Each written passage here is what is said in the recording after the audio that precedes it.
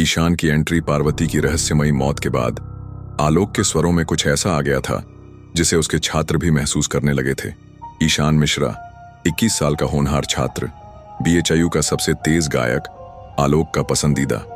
Sir, आपने पिछले सप्ताह जो राग गाया वो भैरवी नहीं था, वो कुछ अलग था, जैसे राग के भीतर एक और राग छुपा हो। आलोक बस मुस्कुराया। तू सुनने लगा है, अब समझेगा भी। वो स्वाहिनी थी। स्वाहिनी? ऐसा कोई राग सुना नहीं है मैंने। तभी तो कहते हैं कुछ रागों को केवल मां सिखाती हैं। 2 थाली से रिश्ता बनने लगा। अब ईशान का ध्यान भी थाली की ओर गया। वो पूजा घर में घंटों खड़ा रहता, थाली को निहारता, उसकी सतह पर घूमते रेखाओं को जैसे पढ़ने की कोशिश करता। एक दिन ईशान ने आलोक से पूछा, सर, ये थाली आप घाट से लाए थे? हाँ, मां ने खुद मुझे दी, ये मेरी तान की थाली है। ईशान मुस्कुराया। तो क्या मैं एक बार छू सकता हूं इसे? छू सकता है, पर ध्यान रखना ये खाली नहीं है। 3 दूसरी सप्तमी का इंतजार। अगले 7 दिन ईशान हर रोज सुबह शाम थाली के सामने बैठा। वो अब वही गाने लगा था जो आलोक गाते थे, ताना धीम, स्वाहा। लक्ष्मी ने देखा कि ईशान की आंखें अंदर धंस रही थीं। उसका चेहरा बुझा बुझा सा, जैसे रात को नींद नहीं मिलती। वो अक्सर सपनों में थाली को देखता। थाली की सतह पर एक और चेहरा दिखाई देता था, पार्वती का, पर उसकी आंखें बंद थीं। 4 दूसरी सप्तमी की रात। तारीख थी 26 अक्टूबर। रात के 12:10 बजे बिजली चली गई थी। पूरा घर अंधेरे में डूबा हुआ। लक्ष्मी की नींद खुली। वो छत से आती तानपुरा और मृदंग की धीमी आवाज सुनती है।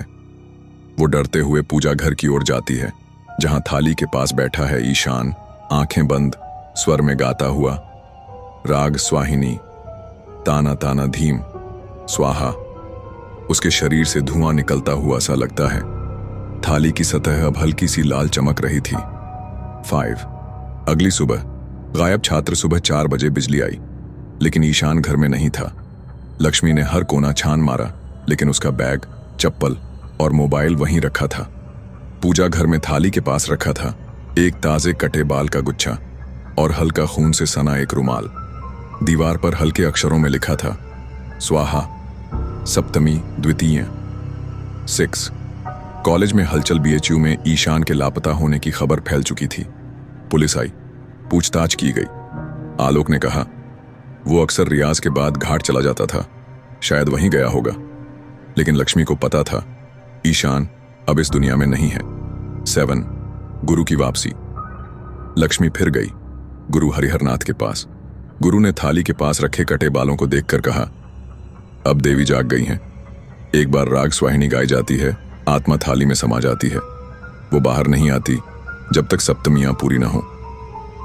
8 आलोक का स्वर। अब आलोक की आंखों में सिर्फ नींद की कमी नहीं थी, बल्कि एक अजीब सी चमक थी। वो एक नई गायकी में डूबा रहता। राग जो अब पुस्तक में नहीं थे। अब शब्द मेरे नहीं, ये मां के हैं। मैं नहीं गाता, अब मेरी आत्मा गाती है।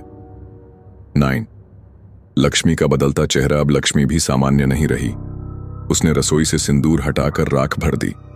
पूजा में अब दीपक नहीं, काले धुएं वाली अगरबत्ती जलती।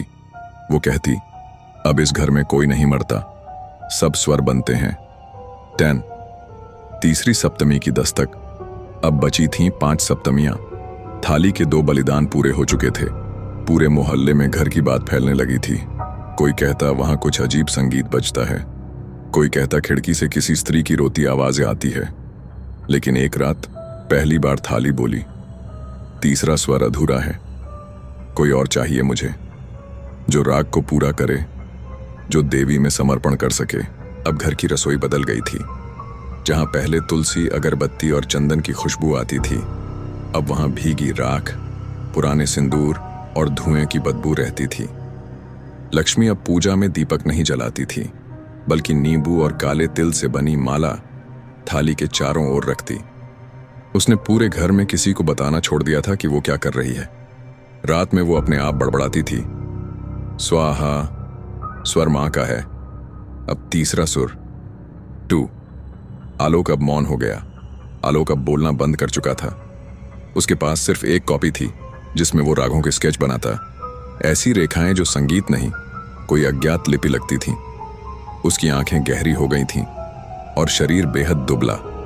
लक्ष्मी जब उससे पूछती, तुम कुछ खा क्यों नहीं रहे, वो बस एक ही बात दोहराता, मां ने कहा है अगले सुर से पहले मौन जरूरी है। 3 तीसरी सप्तमी का आगमन सप्तमी की तारीख थी 2 नवंबर। उस सुबह लक्ष्मी ने पूरे घर में सिंदूर की लकीरें खींची। उसने पूरे घर को 4 तरफ से बांधा ताकि देवी की ऊर्जा बाहर न जाए। शाम होते होते वो पूरे दिन भैरवी राग गुनगुनाती रही। एक ही सुर, ताना धीम ताना धीम। रात 12:04 बजे पूजा घर की थाली लाल हो गई। 4 मंत्रोच्चार और पागलपन।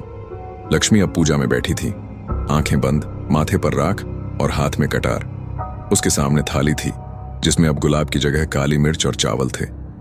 उसने आंखें खोलते ही एक मंत्र बोला, भैरवी स्वराधिष्ठात्री भूगर्भ मूल स्वरा सप्तमी तनु प्रदानी देहि में तव रागिणी।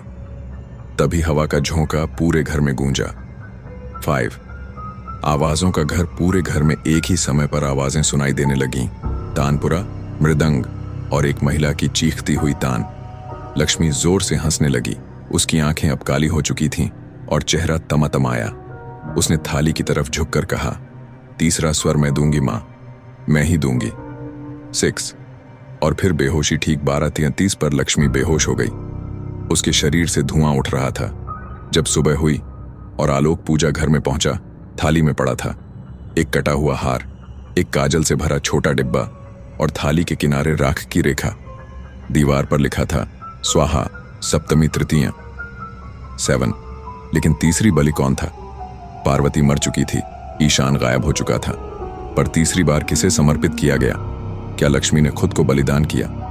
नहीं, वो जिंदा थी, लेकिन अब वो लक्ष्मी नहीं थी। 8 गुरु हरिहरनाथ का अंतिम डर। लक्ष्मी को देखते ही गुरु हरिहरनाथ ने पीछे हटते हुए कहा, अब ये स्त्री नहीं रही, इसमें देवी उतर चुकी हैं, और ये देवी अब मां भैरवी नहीं, बलिदान की स्वर देवी बन चुकी हैं। उन्होंने आलोक से कहा, अब तुम इस थाली को छोड़ दो, वरना अगली सप्तमी को ये तुम्हें भी खा जाएगी। 9 आलोक का जवाब। आलोक ने गुरु की बात नहीं मानी। उसने पूजा घर में बैठकर पहली बार अपनी मां का नाम लिया। मैं राग का पुत्र हूं, मां ने मुझे चुना है, मैं अगला सुर बनूंगा और सप्तमियों का चक्र पूरा करूंगा। 10 और फिर लक्ष्मी रातों को मंदिर में बैठकर पूजा करने लगी। वो अब सामान्य नहीं रही, वो तंत्र करती थी, खून से लकीरें खींचती और थाली के चारों ओर राख फेंकती। कभी कभी उसकी आंखें सफेद हो जाती और वो बोलती, अब तक तुमने बस सुर सुने हैं, अगली सप्तमी से देवी बोलेगी और खाएगी। वी